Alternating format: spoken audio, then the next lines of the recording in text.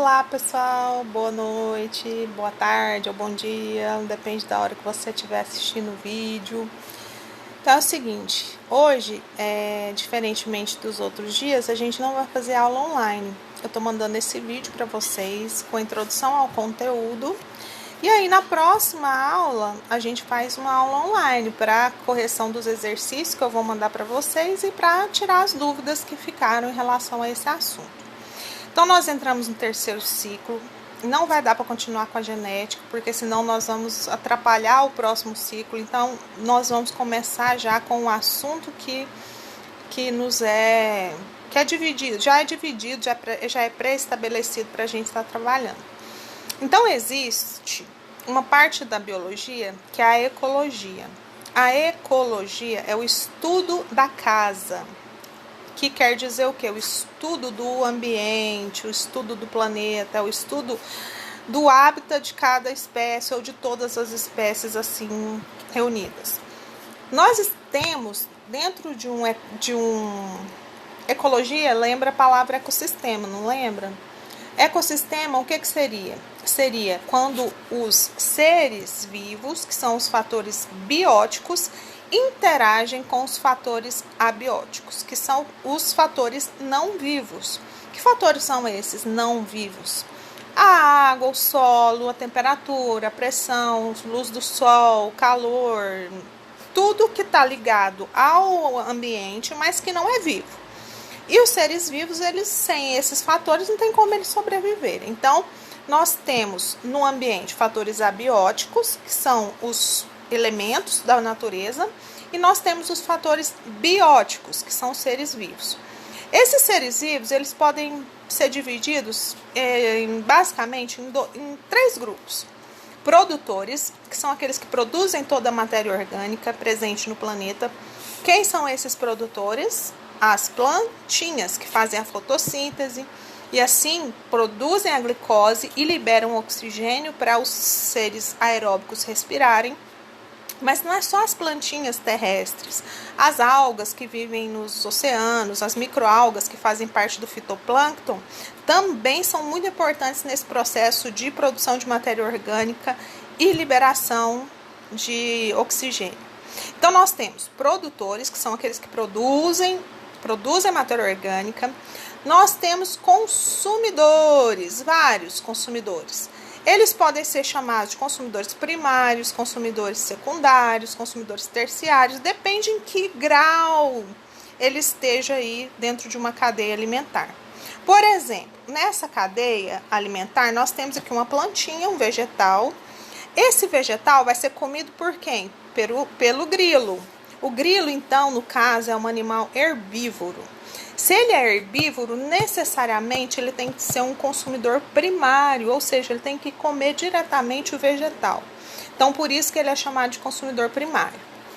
Quem vai comer esse grilo é o sapo.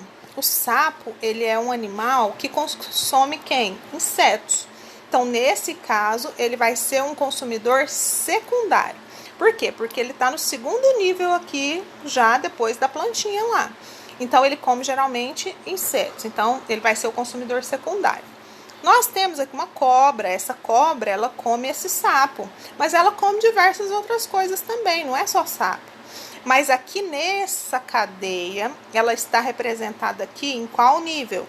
Como uma consumidora terciária. Então, nós temos produtor, consumidor primário, consumidor secundário e a cobra como consumidora terciária. Por último, nós temos o gavião. O gavião come a cobra. Então, ele vai ser o consumidor quaternário aqui. Não temos muitos mais níveis tróficos. Nível trófico é o lugar que cada um ocupa dentro da cadeia. Por quê? Porque a energia que vai sendo gasta ao longo da cadeia alimentar, ela é muito grande. Então, por isso que não é muito comum você ver do nível quaternário para frente, porque a energia que o animal vai gastar para capturar a presa, às vezes vai ser maior do que a energia que ele vai obter consumindo aquela presa. Porque a energia, gente, ela é gasta o tempo todo, quando a gente consome o alimento. ele chega na nossa célula, a gente faz o processo de respiração celular, nós liberamos energia, mas nós gastamos essa energia para tudo que a gente faz. Então, essa energia, ela é dissipada, ela não tem como ser capturada pelo aquele indivíduo que está querendo consumir aquele animal. Então, por isso que a gente não tem aí grandes quantidades de energia em indivíduos carnívoros em níveis mais distantes ali das plantas, no caso. Nós temos aqui um outro exemplo de uma cadeia alimentar na forma de uma pirâmidezinha. Então, nós temos representando aqui os produtores, nós temos uma cenoura, outra plantinha que eu não sei o que é, outra que eu não sei o que é também, um milho, todo tipo de vegetal ou parte de vegetal, grãos, tubérculos, raízes, caules, folhas, sementes, tudo de planta é numa cadeia alimentar produtores. Consumidores primários são geralmente os herbívoros. Então, geralmente, por que, gente, que eu tô falando geralmente? Porque pode ser que eu também como planta, não como? Como um ser onívoro que sou, eu como carne, mas eu também como planta. Então, eu como um onívoro, eu posso estar ocupando esse segundo degrauzinho aqui, ó. Por quê? Porque eu vou comer diretamente os produtores. Então, esses consumidores primários aqui, ele é ocupado basicamente pelos que comem aí diretamente as plantas, mas nem sempre, pode ser algum que consome os dois. Consumidores secundários, nós temos aí ó, uma cobrinha, um passarinhozinho, então eles vão comer esses outros animaizinhos aí que são os primários. E o terciário, tá lá no topo, né, da cadeia alimentar. Então ele é um leão, ele come todo mundo, ele come aí a cobra, come um passarinho, come o coelho, come esse ratinho aí. Ele só não é muito chegado nos produtores, né? Mas o resto, falou que é carne, ele tá comendo todo mundo. E isso daqui, gente, é a representação de uma teia alimentar. Uma teia, vocês estão vendo que tem várias setinhas saindo de um lado indo para o outro, indo para um lado indo para o outro. Por quê, gente? Porque quando nós estamos na natureza, existe uma relação muito vasta entre esses níveis tróficos. Então, os consumidores, na falta de um alimento, eles comem outro. Na falta de outro, eles comem outro. Eles não vão morrer de fome. Ah, eu gosto de ovo. Mas não tem ovo, tem outra coisa. Ah, não, vamos só ovo que eu como, eu vou morrer de fome então. Então, na natureza, eles têm essa diversificação. Tá faltando um alimento preferido deles, mas tem outro, ele vai atrás, né? Se for fornecer para ele a energia que ele necessita. Então, vocês estão vendo aqui, mas que sempre está começando com quem? Com a planta. A plantinha tá aqui, ó, no comecinho aqui, ó. Planta, tá aqui. Da planta que vai partir para todo mundo aí, ó. Tem um fruto aqui também. Esse fruto também é um produtor. Quem vem depois são só o que, gente? Consumidores. Com exceção de quem? Com exceção dessa madeirinha que tá perdida aqui, ó. Que também é um produtor. Então, ela também serve de alimento aqui, ó, pro cupim, né? Aí vem o tatu, come o cupim. Aí o tatu também come esse embuá aqui, que seria um piolho de cobra, e assim sucessivamente. Então, tem uma teia infinita aqui de possibilidades. Tem indivíduos que eu não citei, que fazem parte das cadeias alimentares, porque eles não aparecem. Por exemplo, quando eu represento numa pirâmide dessa daqui, eles não apareceram em momento algum, mas eles são o final de todas as cadeias alimentares, que são os decompositores. Decompositores são quem? Bactérias e fungos. Quando morre todo mundo dessa pirâmide aqui, ó, quem que vai fazer o trabalho final? Bactérias e fungos. E o que eles vão fazer? Eles vão se alimentar daqueles restos, vão liberar para a natureza gases ali do processo digestório e vão devolver para o solo, para o ambiente, aquilo que é reaproveitável, que no caso são sais minerais. Então, estando ali no solo, esses sais minerais novamente, quando uma plantinha estiver ali naquele local, ela vai absorver aquilo e isso vai ser incorporado a ela. Então, por isso que a gente chama o ciclo, é um ciclo da cadeia alimentar. Por quê? Porque ele sempre retorna.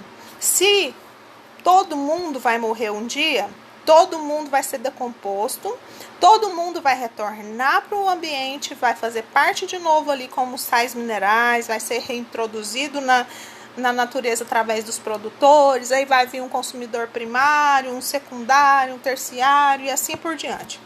Então, essa é a vida. Vida física, né, gente? A gente está falando só da matéria. Matéria, ela é cíclica. Agora, a energia não. A energia, uma vez que você já gastou, já dissipou ela simplesmente ela acaba. Não tem como. Ela produz calor, né, geralmente no seu corpo. Então, você tem a produção de energia, ela gera calor para você manter-se vivo, né? Porque a gente é necessário aí que tenha o calor para que você não não oscile de acordo com a temperatura ambiental aí, para você fazer as suas funções, para suas células funcionarem. Então, tudo isso graças ao quê? Ao alimento. E aí produz a energia. Mas uma vez que essa energia foi gasta, ela não retorna nunca mais. Não tem como capturar ela aí no ambiente, né? Seria bom se a gente pudesse ter uma cápsula em volta da gente que ficasse capturando aí o calor e transformando em alguma espécie de energia, né? Algum dia talvez ainda inventem, mas por enquanto ainda não. Então, gente, essa é a aulinha de hoje. Depois, na próxima aula, que é na terça-feira, a gente vai fazer a nossa aula convencional online. Aí vocês vão tirar as dúvidas das atividades que eu vou mandar para vocês e a gente vai complementar com algumas outras informações. Então fiquem com Deus, tentem postar, gente, as atividades dentro do prazo, porque a gente vai estar fazendo um controle mais rigoroso. Ela já deve ter falado com vocês sobre a questão do... É hoje que ela vai falar à noite, né, sobre o portfólio, que vai ter, por exemplo, biologia. Duas atividades no mês que eu postar, vocês vão ter que ter ela ali, ó, bonitinhas no seu caderno. Por quê? Porque no final do ano vai valer 60 pontos esse portfólio. O que é portfólio? Nada mais do que um aglomerado de atividades que vocês vão estar juntando aí de cada disciplina e vai dar para o professor olhar no final do ano aí. Então, mas na minha aula mesmo eu explico, e hoje ela marcou uma reunião que eu vi lá no negocinho lá online. Tô falando hoje, gente, mas hoje vocês não estão me vendo, vocês vão me ver amanhã. Não repara não, a minha cabeça já não tá funcionando muito bem. Ó, então fiquem com Deus e até a próxima, viu? E estudem!